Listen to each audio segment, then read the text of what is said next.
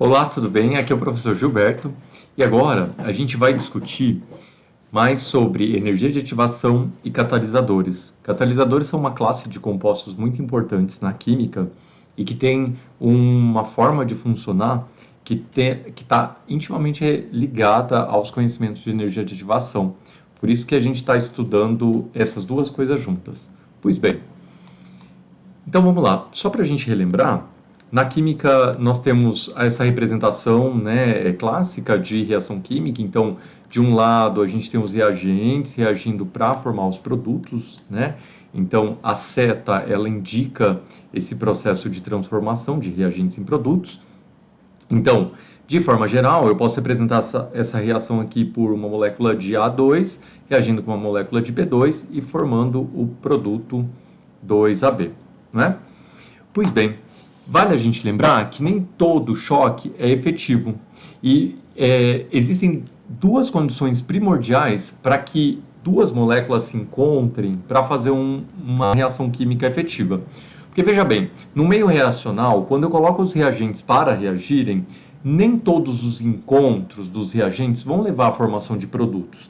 Então, a primeira delas é a energia cinética suficiente, ou seja, já que é necessário que exista um encontro físico dos compostos, das substâncias, esse encontro precisa de energia cinética, ou seja, energia de movimento. Porque se não tiver uma energia cinética suficiente, as moléculas não vão ter um processo de enfraquecimento de ligações antigas e promoção de ligações novas. Então, é necessário ter energia para fazer essa nova reação. Então, um outro aspecto importante é que os compostos eles se encaixem adequadamente durante a reação, porque tem algumas disposições no espaço que não favorecem a efetiva quebra de ligações e produção de ligações novas para a formação de produtos. Então, é necessário uma configuração espacial adequada dos reagentes. É o famoso encaixe. Pois bem, a gente também falou sobre mecanismo de reação e eles são importantes para a gente estudar conceitos de cinética química, o estudo da velocidade das reações químicas.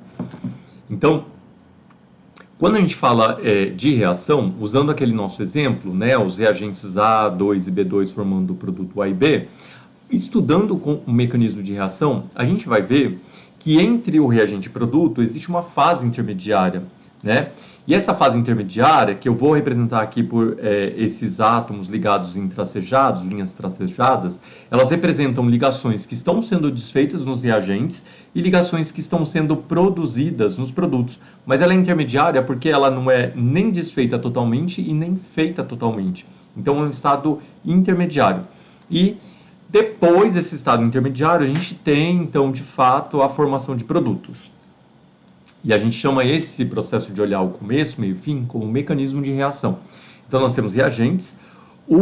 Esse estado intermediário a gente vai chamar de complexo ativado, né? E então, depois do complexo ativado, eu tenho a formação de produtos. Complexo ativado é aquele estado intermediário muito rápido, em que ligações dos reagentes estão enfraquecendo e ligações de produto estão sendo geradas, né? E então, quando a gente fala de energia de ativação, é a energia inicial para que os reagentes tenham uma energia suficiente para chegar até o complexo ativado, né? Existe uma barreira de energia entre reagentes e complexo ativado, né? E para vencer essa barreira, eu tenho que fornecer aos meus reagentes aquilo que a gente chama de energia de ativação, ou seja, a energia que ativa os reagentes para formarem os produtos. Bom, então a gente viu também que o fósforo ele reage com o oxigênio do ar, mas ele não reage espontaneamente. Eu tenho que ir lá e riscar o fósforo. Por quê? O atrito do fósforo com a caixa do fósforo gera calor, e esse calor é a energia de ativação suficiente para que o fósforo então entre em combustão, reação química com oxigênio. Então, o riscar o fósforo é dar a energia de ativação para que a reação aconteça. Isso mostra para a gente que o conceito de energia de ativação desenvolvido pelos cientistas, ele está absolutamente válido pela via experimental, ou seja, a gente consegue ver na prática ele acontecendo. E a mesma coisa, né? A madeira ela não pega fogo espontaneamente. Você precisa fazer um atrito, né? E o atrito ele vai dar um pontapé inicial, uma energia, né? Vai aquecer aquela região. Então a madeira começa então a entrar em combustão por conta dessa energia de ativação que você está dando pelo movimento da madeira em fricção. Pois bem, olhando com mais detalhes sobre isso, a gente vai ver esse mecanismo de reação muitas vezes traduzido em gráficos, né? É muito comum em vestibulares, Enem. Então é bom que a gente consiga compreender o que diz esse gráfico.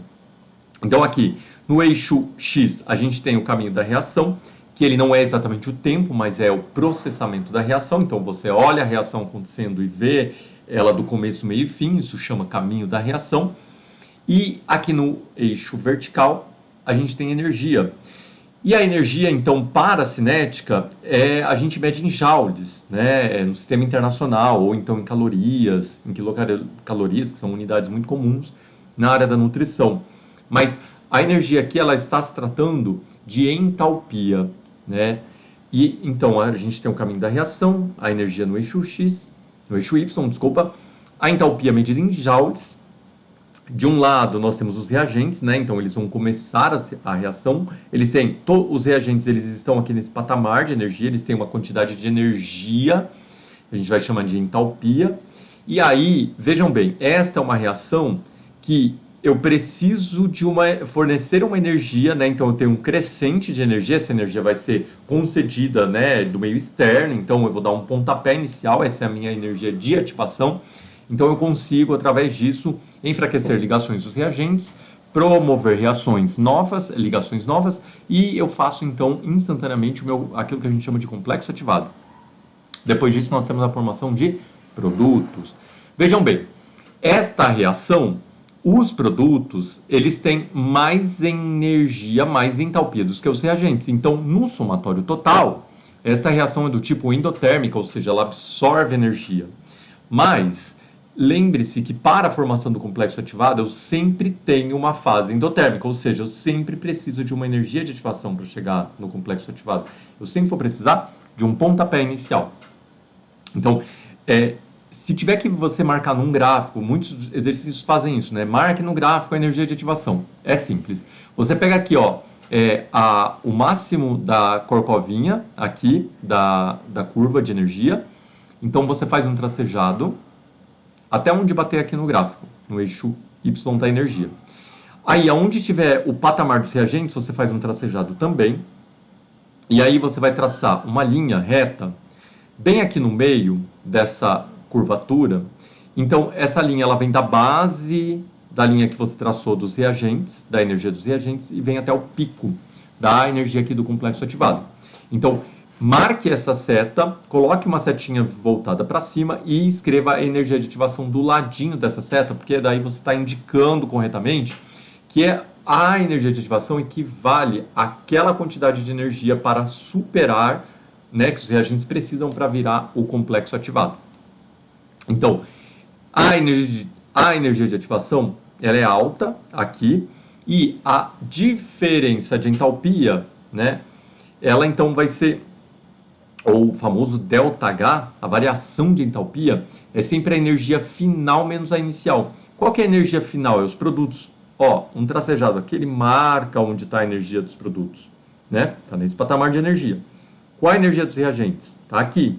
Então, se você fizer uma diferença entre a energia dos produtos e dos reagentes, então nós temos aqui aquilo que a gente chama de variação de entalpia, ΔH.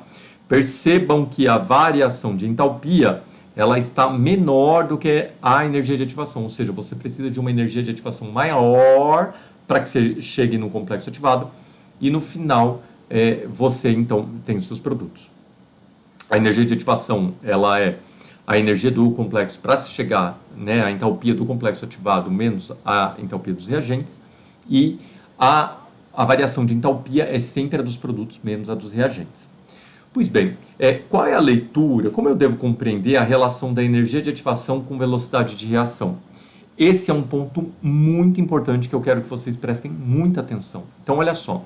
A energia de ativação, né, aqui eu estou mostrando nesse gráfico, a barreira que eu tenho que enfrentar para sair da minha posição dos reagentes e virar produtos. Então, esta barreira energética é chamada de energia de ativação. É como se fosse um muro e você tivesse que pular esse muro, chegar do outro lado. Então, para esta condição, estão vendo que a energia de ativação ela é alta? Então, a quantidade de energia que eu devo fornecer para virar complexo ativado também é alto. Isso me dá um pouco de trabalho. Então, isso faz com que a velocidade da reação seja baixa, a reação seja mais dificultosa. E o que é mais dificultoso é feito com menor velocidade, é mais lento. Agora, e aqui no pico, obviamente, eu chego no complexo ativado. Comparativamente, se eu tenho uma energia de ativação menor, é mais fácil pular o muro, é mais fácil chegar do outro lado, então é mais fácil os reagentes virarem produtos. E aí, se eu tenho mais facilidade para pular o muro, eu faço isso com mais velocidade, a reação é mais rápida, né? Então, neste caso, a energia de ativação, comparando, né, duas reações, onde a energia de ativação é maior, a reação é mais lenta.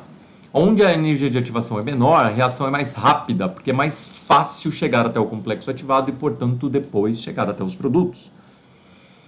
Então, é muito comum esses gráficos de energia de ativação da cinética, onde você vai ver, neste caso, eu tenho os reagentes, chegou no estado ativado, eu tenho minha energia de ativação e percebam que para chegar no estado ativado, eu sempre tenho que absorver energia. Então, é sempre um processo endotérmico. Porém, neste caso, do meu estado ativado até os produtos, existe uma liberação de energia. Então, no final das contas, esta reação é do tipo exotérmica, que libera calor. Por quê? Porque o patamar de energia dos produtos é menor do que a energia dos reagentes. Ou seja, para fazer a reação, os reagentes liberam energia para o meio, eles perdem energia. Esse calor é liberado para o meio. Então, eu tenho uma reação do tipo exotérmica.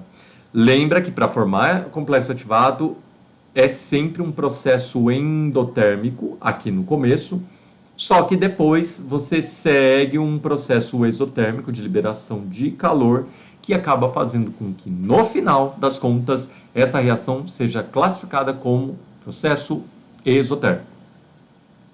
Então, já o outro caso, eu tenho uma típica reação endotérmica. Como que eu sei que é endotérmica, professor? Porque a energia dos produtos, ela é maior do que a dos reagentes. Se ela é maior, eu tive que absorver calor, eu tive que ganhar energia, eu tive que absorver entalpia. Então, eu tenho um processo que é chamado de, endotérmica. Então, obviamente que para formar o estado ativado é sempre endotérmico, então eu tenho sempre uma curva que sobe, a curva que sobe ela absorve energia, então é endotérmico, e depois a curva que desce nessa faixa ela libera energia, mas na formação dos produtos. Então, no total, se eu comparar a energia dos produtos e dos reagentes, eu tenho uma absorção de calor, uma reação do tipo endotérmica. Pois bem, só para a gente lembrar um pouquinho, né, os processos endo e exotérmicos. Os exotérmicos, a palavra exo é fora, então libera calor, o calor vai para fora. Então, por exemplo, a vela acesa libera o calor para fora. Você põe a sua mão perto, né, da vela, você percebe que ela está emitindo calor, liberando calor. Então, a combustão da vela libera calor, reação exotérmica. Agora, o processo endotérmico, ele absorve calor, né? Por exemplo, cozinhar alimentos. O ovo frito, do ovo cru para o ovo frito, eu preciso absorver calor, né? Da onde que vem o calor do ovo frito? Vem do óleo quente. Da onde que vem o óleo quente? Vem da panela quente, que vem do fogo. Então, o fogo do fogão é exotérmico, ele libera calor. A reação de fritar o ovo é endotérmica, absorve calor. Então, no seu fogão, na hora de cozinhar, você tem os dois processos concomitantes, ou seja, acontecerão ao mesmo tempo, né? Você tem uma reação exotérmica que libera calor e outra endotérmica que absorve calor. Pois bem, os processos exotérmicos, quando a gente fala de termoquímica, a gente não vê aquela covinha, né, que temos da energia de ativação, porque neste momento não está interessante pensar em detalhes do mecanismo da reação, basta saber o patamar de energia dos reagentes e dos produtos. Neste caso, como os produtos têm menos calor, menos entalpia do que os reagentes, o saldo de calor é negativo. Então, você tem menos dinheiro no seu bolso, o seu saldo é negativo. Então, esse é o mesmo caso. ΔH é negativo, né? Representa um processo que é exotérmico, ou seja, você libera calor, você perde calor para o meio e você tem menos calor no final. Processo exotérmico. Então, ΔH é sempre negativo, menor que zero. E aí, quando a gente tem no gráfico representado, né, lembra que tem uma parte inicial endotérmica para chegar no complexo ativado e depois um processo geralzão que libera calor. No final das contas, essa reação é do tipo exotérmica, libera calor. Agora, vamos para o outro caso. Então, uma reação do tipo endotérmica. Os reagentes têm menos energia do que os produtos. Então, para chegar até os produtos, você precisa subir em energia, você precisa absorver energia. ΔH é positivo, saldo é positivo. Você tem mais dinheiro no seu bolso. Então, absorve calor, o ΔH é positivo. No gráfico de cinética, nós temos então reagentes, uma absorção grande de energia para chegar no complexo ativado e uma liberação depois, mas no frigir dos ovos, o produto ainda assim tem mais energia que os reagentes, essa reação é do tipo endotérmica. Bom, nesse caminho, existe uma classe de compostos muito importantes, né? Já que a gente está falando de velocidade de reações, existem compostos que vão acelerar reações e a gente tem muito interesse em acelerar reações. Por exemplo, processos industriais. E também no nosso organismo existem reações aceleradas por uma classe de compostos famosíssimos que são os catalisadores. Então estudem os catalisadores porque eles vão cair nos vestibulares, tanto na área de química quanto na de biologia, dada a sua importância. Então vamos ver. Catalisadores, eles são substâncias químicas, né? Não são consumidos na reação, eles diminuem a energia de ativação. Então lembra, a energia de ativação alta deixa a reação lenta. Agora, se eu diminuo a energia de ativação, se eu favoreço a reação, ela vai ficar mais rápida, não é? Então, os catalisadores aceleram as reações, eles aumentam a velocidade da reação justamente por conta disso e devem estar disponíveis para outras reações subsequentes. Ou seja, apesar de ser uma substância química que favoreça a reação no meio reacional, no final de uma reação, ela ainda está disponível para fazer outros produtos. Então, ela vai sempre ajudar. É como se ela fosse uma catapulta, né, que ajuda o reagente a pular a barreira para formar os produtos, a barreira energética, né, diminuindo a muralha onde você tem que pular para formar produtos. Então, diminui a energia de ativação, você aumenta a velocidade, você acelera a reação. Então, os catalisadores são moléculas especiais que fazem esse serviço, né? Só que ele não pode ser consumido na reação. Se ele for consumido na reação, obviamente ele não deve ser chamado de catalisador, ele tem que ser um reagente, porque os reagentes são consumidos na reação e os produtos são produzidos. Os catalisadores, eles entram na reação, dão uma ajudada para formar os produtos, mas eles continuam ali presentes para fazer novas reações. Então, tecnicamente, eles estão disponíveis ao final de uma reação para você fazer novas reações rápidas. Então, esse é a importância dos catalisadores. Então, aqui, ó, nós temos os reagentes e, normalmente, numa reação química, a gente representa os catalisadores, normalmente. Tem outras formas de representar, mas é comum representar um catalisador em cima de uma seta. Então, por exemplo, ó, aqui a gente tem uma destilose, que é um carboidrato, a gente vai fazer um outro carboidrato aqui, um xilitol, né, usado na indústria, e aí nós temos a indicação de um catalisador. Aqui ele não está descrito qual é o catalisador, mas ele é colocado exatamente em cima da seta para vocês verem como é a notação. Pois bem, gente, como é que eu vejo num gráfico, né? Apareceu esse gráfico aqui, e aí o vestibular pede para você apontar qual é o gráfico que indica a presença de catalisador. Então veja, é bem fácil de entender. Aqui nós estamos comparando uma reação química que acontece com o catalisador e sem o catalisador. Então veja bem, esta reação, né, da curva aqui pintada em preto, ela é mais alta a energia de ativação. Se a energia de ativação é mais alta, eu tenho maior dificuldade para fazer os meus produtos, né? Então eu tenho uma menor velocidade, é uma reação mais lenta. Então, obviamente, a reação em azul, ela tem uma curvinha menor, ou seja, é mais fácil superar a barreira para chegar no complexo ativado e formar produtos. Então, obviamente, a reação mais rápida é a de menor energia de ativação, que é essa curva azul. Então, a reação mais lenta é a sem catalisador, portanto, a curva preta em cima. E a reação mais rápida é a com catalisador, ou seja, você adicionou uma substância que ela favorece a formação de produtos, né? Ela deixa a reação mais rápida, mas ela não é consumida na reação. No final, ela está lá disponível para novas reações. Então, este é o nosso segundo caso. Adicionou o catalisador, ficou mais rápido. Bom, eu vou dar alguns exemplos agora de reações catalisadas que são muito importantes na nossa vida real. Então, já comeu margarina? Já, né? Pois bem, margarina não é uma coisa muito boa para a saúde, não.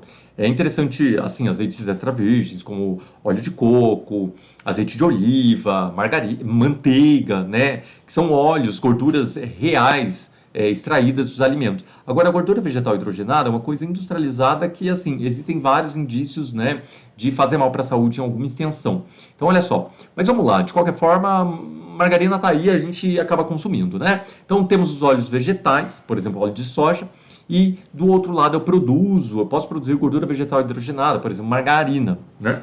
Então, para que isso aconteça, essa reação é possível, né? Logicamente que com o óleo vegetal eu vou precisar adicionar gás hidrogênio, que não está indicado aqui, mas eu preciso adicionar gás hidrogênio. Mas, obviamente, que essa reação não acontece espontaneamente. Eu vou precisar de calor. Esse delta aqui, numa reação química debaixo de uma seta, ele representa calor, portanto, é uma reação do tipo endotérmica. E olha só quem eu indiquei aqui, os meus catalisadores. Nesse caso, metais como níquel, platina e paládio, eles funcionam como catalisadores para essa reação de hidrogenação catalítica, né? Então, eles são indicados em cima da seta. Esse triângulo, ele é a letra D maiúscula no alfabeto grego, delta, tá? Então, ele representa na química, toda vez que ele é indicado numa seta, ele representa calor, uma reação endotérmica, ou seja, preciso aquecer o óleo, preciso adicionar o hidrogênio, não está aqui descrito, desculpem. Preciso colocar os meus catalisadores e então eu consigo produzir gordura vegetal hidrogenada ou margarina. Então, o níquel, a platina e o paládio são catalisadores e esse deltazinho é indicação de que a reação é endotérmica, absorve calor. Pois bem, como que acontece essa hidrogenação catalítica? Eu vou dar um exemplo, né? Então, aqui tem uma dupla ligação, carbono-carbono. Aqui eu tenho gás hidrogênio, né, 2 hidrogênios. E aqui eu tenho, então, o níquel e o calorzinho. Com níquel e calor neste meio reacional, os reagentes conseguem, então... Tá vendo aqui que o hidrogênio ele entra na dupla ligação? Então, eu consegui hidrogenar o eteno, virando etano. Então, essa é chamada de hidrogenação catalítica. Esse é o mesmo processo utilizado para fazer margarina, como eu tinha explicado há pouco. E aqui o catalisador é indicado em cima da seta, é o níquel. Pois bem, como é que funciona esse catalisador? Lembra que eu falei que o catalisador ele vai ajudar os reagentes a formarem os produtos de alguma maneira? Muitas vezes os catalisadores eles fornecem sítios de ação. Então esses sítios de reação, eles dão... lembra que a gente falou muito sobre encaixe? Né? Muitas vezes os catalisadores ajudam o encaixe dos reagentes e também ajudam a enfraquecer ligações dos reagentes para ajudar a ter menos energia de ativação e mais facilidade de formação de produtos. Nesse caso, o gás hidrogênio, ele consegue interagir bem com a superfície metálica do catalisador, no caso o níquel. Então, a reação do gás, a ligação do gás hidrogênio, ela fica enfraquecida, ao mesmo tempo que a ligação dupla, ela também consegue interagir bem. Vocês não precisam saber disso com detalhes, mas eu estou querendo mostrar para vocês um pouco do mecanismo de como os catalisadores funcionam, tá? É só entender o geral, que os catalisadores favorecem as reações, mas esses detalhes agora não precisa se preocupar com isso. Então aqui, ó, o catalisador ele tá enfraquecendo as ligações do hidrogênio e a dupla ligação, e aí dessa forma ele favorece a ligação entre elas e a formação dos produtos. Neste caso específico, o mecanismo de ação do catalisador é esse, mas existem outras formas de mecanismo de ação dos catalisadores. Existem vários tipos de catalisadores. Se vocês já ouviram falar, né, existem catalisadores dos automóveis. Então, os automóveis, eles possuem, no processo de combustão, formação de muitos produtos tóxicos, como monóxido de carbono, óxidos de nitrogênio tóxicos, hidrocarbonetos. E aí, se fosse emitido sem algum controle de poluição, a gente teria cidades muito mais poluídas. Então, na queima de combustível do motor do carro, geram-se muitos poluentes muito tóxicos. Só que os cientistas desenvolveram catalisadores que favorecem reações químicas onde esses gases, né, eles se transformam em outros gases mais inócuos, mais inofensivos, como o gás nitrogênio, a água e o gás carbônico, que são menos tóxicos do que os outros gases. Então, assim, lá no escapamento, eu vou ter um equipamento que chama de catalisador de automóvel, por onde os gases vão passar. São materiais feitos de metais, né? Então tem metais especiais como a platina, o paládio e o ródio. Então, eles são catalisadores, eles vão favorecer reações de transformações em gases inofensivos. Então, catalisadores são utilizados para o tratamento da poluição, para evitar poluição dos automóveis. E mesmo assim as grandes cidades ainda são poluídas. Imagina se não tivesse os catalisadores, que desgrama que ia ser a poluição do ar. Bom, existe também, né, os clorofluorcarbonetos. A camada de ozônio, ela nos protege da absorção de raios ultravioleta do Sol. Então, ela é super importante para a saúde e manutenção da vida na Terra. Mas ela é destruída, o ozônio é destruído em partes, né, por esses compostos, clorofluorcarbonetos. E o que acontece? Esses compostos clorofluorcarbonetos, eles possuem cloro na sua formulação e eles são aerosóis utilizados, né, na refrigeração. Então, por exemplo, refrigeradores antigos tinham esses gases, né? Agora no Brasil foi proibido, mas ainda assim tem esses produtos.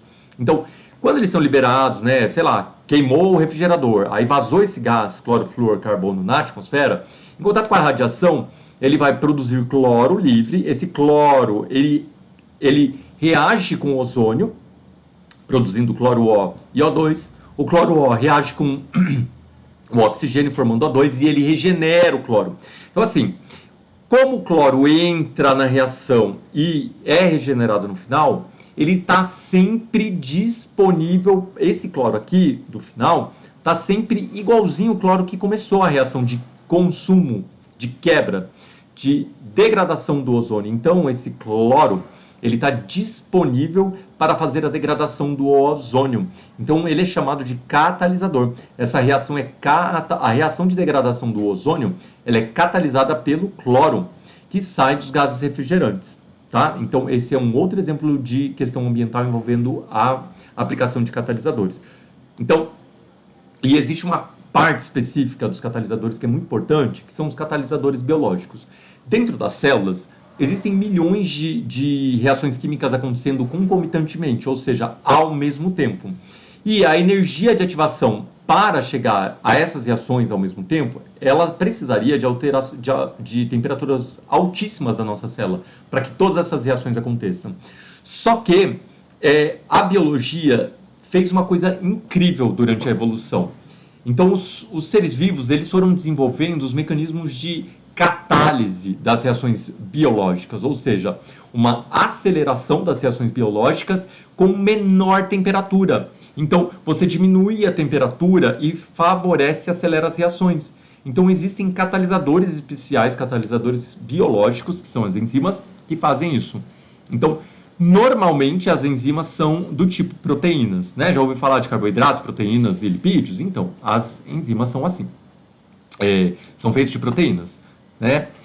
Existem até enzimas feitas de RNA, mas agora que basicamente a maior parte das enzimas são feitas de proteínas. Pois bem, como é que elas funcionam? Então, sendo proteínas, elas têm um sítio ativo, né? Esse sítio, tá vendo aqui, ó, que eu tenho um substrato? Quem que são os substratos? São os reagentes. Então, eles vão reagir e, vejam, eles vão se ligar ao sítio os substratos, eles estão na célula, eles estão sozinhos, aí eles se encaixam aqui, eles se encaixam neste espaço que é adequado para o encaixe dos reagentes. Então, os substratos, os reagentes, eles se encaixam. Ao se encaixar, lembra que a gente falou que para ter um choque efetivo é necessário energia cinética e é necessário ter um encaixe bom? Então, o que as enzimas fazem é favorecer um encaixe. Porque como elas têm uma configuração espacial específica, o reagente encaixa naquele buraquinho, o outro reagente encaixa no buraquinho ali do lado, e aí eles ficam juntos. E aí, juntinhos, eles conseguem fazer a reação química.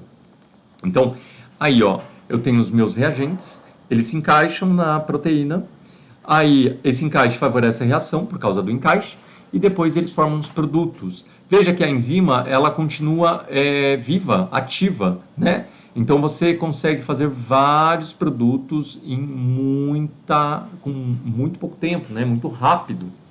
Então, vou dar um outro exemplo, né? Existe uma reação aqui do peróxido de hidrogênio, que é água oxigenada, então formando água e gás oxigênio. E essa reação ela é muito lenta na natureza. Se você pegar água oxigenada e deixar ela lá no copinho, né, ela não vai produzir gás, oxigênio e água tão fácil, porque a velocidade da reação é muito lenta. Agora, se você adicionar essa água oxigenada na batata, ela vai acontecer muito rápido e vai produzir gás O2, vai produzir gás. Se você adicionar no sangue, né, quando as pessoas fazem cortes, aí sai um pouco de sangue, aí joga água oxigenada, forma muito gás. Que gás é esse? É o gás oxigênio. Mas, você falou que essa reação de decomposição do peróxido de hidrogênio, ela é lenta. É verdade, ela é lenta, mas existem catalisadores biológicos presentes tanto no sangue humano quanto na batata que favorecem essa reação. Então, ela é chamada de catalase, é um catalisador biológico específico para essa reação de degradação da peróxido de hidrogênio. Olha aqui a imagem, que bonitinha. Eu tenho uma rodelinha de batata crua, eu tenho água oxigenada e um monte de espuma sendo formada. Né? Você pode fazer isso em casa, inclusive. Compra água oxigenada, corta uma rodela de batata e joga lá para ver a reação catalisada, formando bastante gás oxigênio.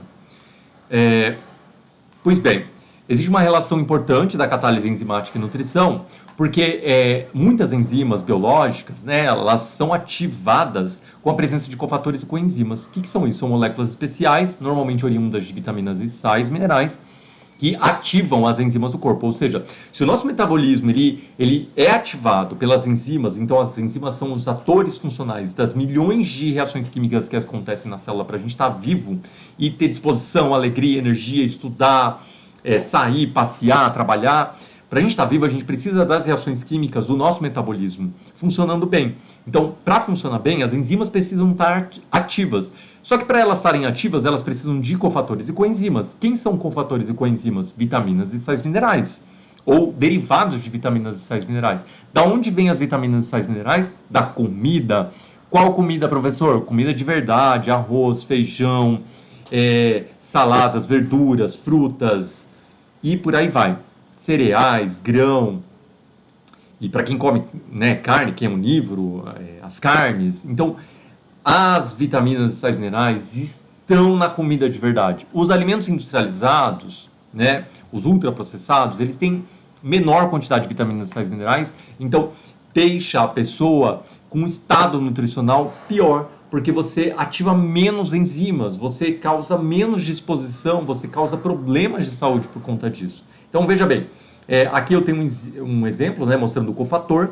Ele se liga, então, à enzima e, a partir da ligação do cofator, você tem a ativação da enzima. Sem o cofator e a coenzima, a enzima não fica ativada, ou seja, ela não faz a reação acontecer, ela não faz a reação catalítica.